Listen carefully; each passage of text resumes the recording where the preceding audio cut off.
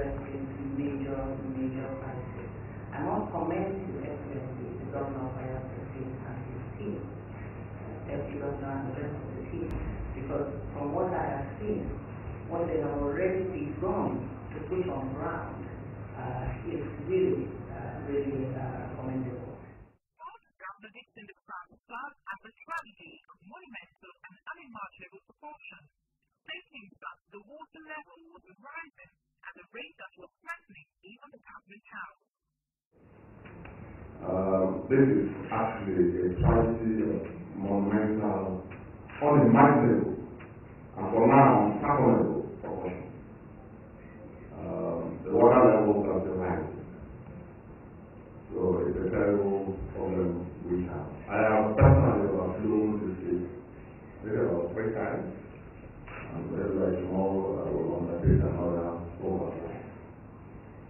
And on this occasion, the water levels are a little higher than the last. And just this morning, I went around Government House where we were seated, and the water levels rising at a rate that I consider even Government House should strengthen.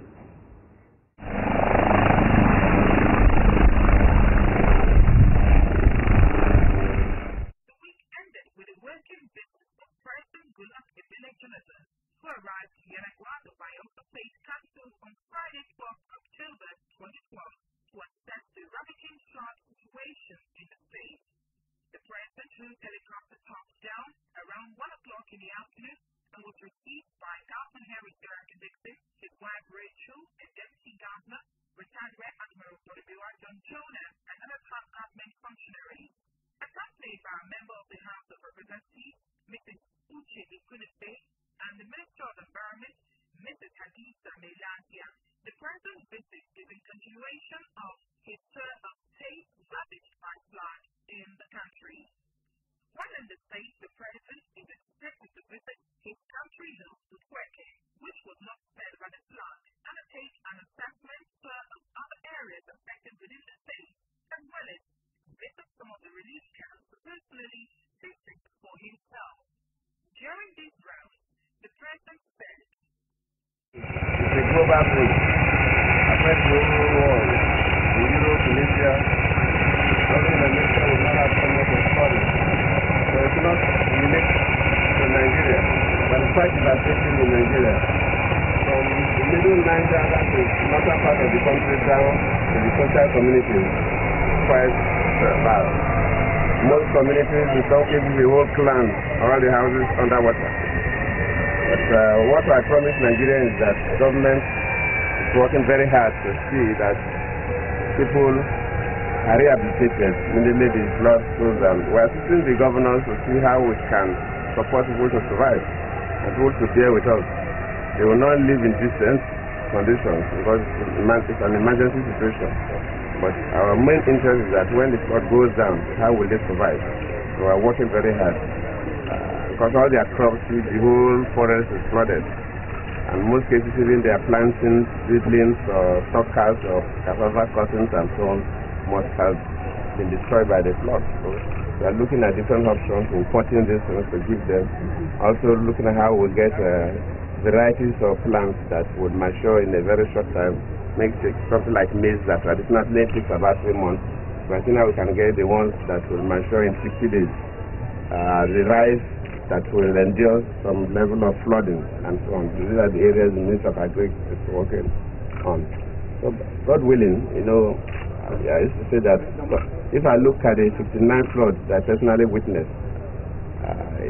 in the lower part of the Niger Delta, the coastal communities, the flood by November start going down.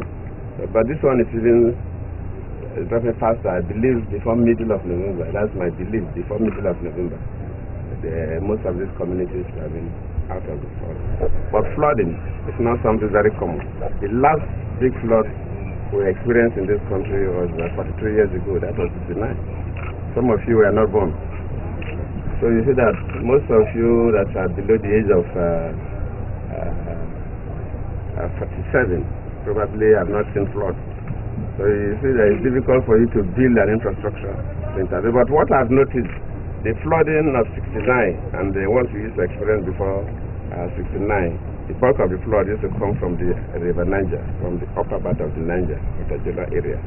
But with the completion of the Kanji Dam and the Shiroro Dam, that flooding reduced. This year, when I visited Kogi State and we went to the confluence point where the river Benue comes into the river Niger, the governor told us that the bulk of the water came from the Benue. You can see that physically without measurement. Well, you see that if you have two flow systems coming in, the one that brings more water, the flow rate is faster, pushes the other one, and the waters, though they are fresh waters, but they have different colors. That's why sometimes ecologically you can use the plural for water. You can have the black water, white water, and so on. So you see that the color of the waters are not quite the same, and one will be pushed, so that you have almost 65 to 70% of the flooding coming from the Benue system.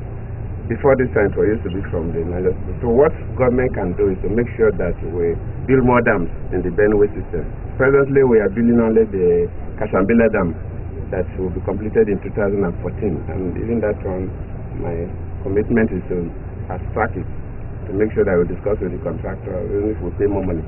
By the time we build 2 or 3 dams in the Benue section and look at also the Niger system, we may still get water coming in, but it may not be to this level, because the dams hold the water and release it gradually, so that it passes and flows into the ocean.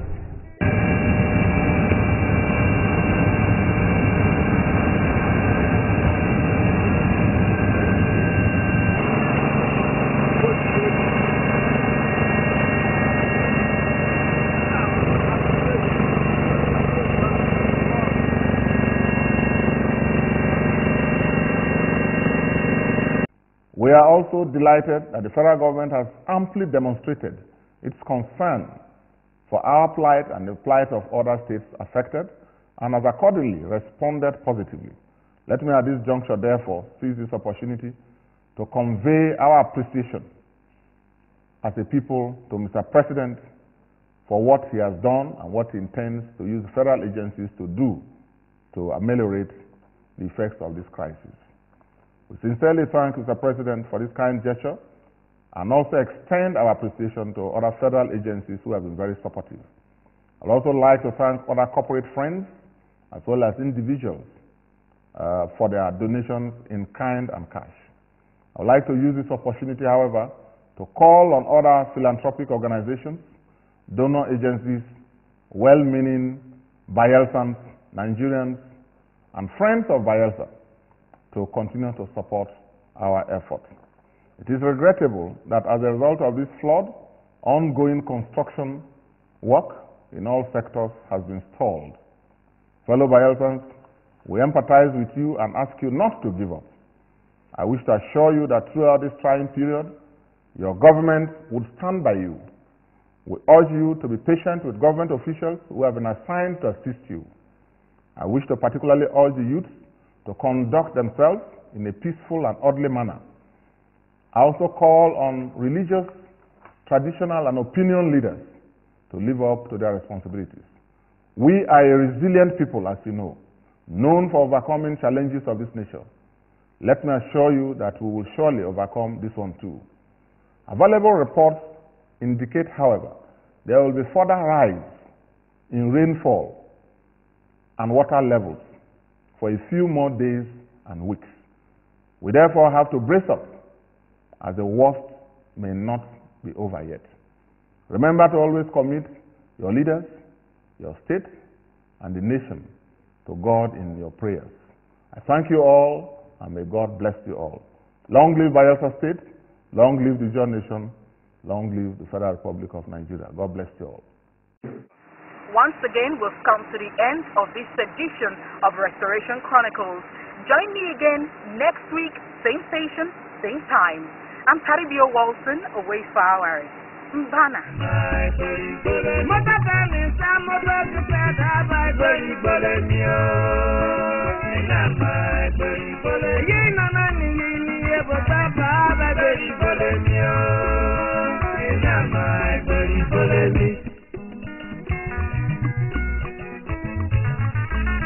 Semoi Arekado, Christmas.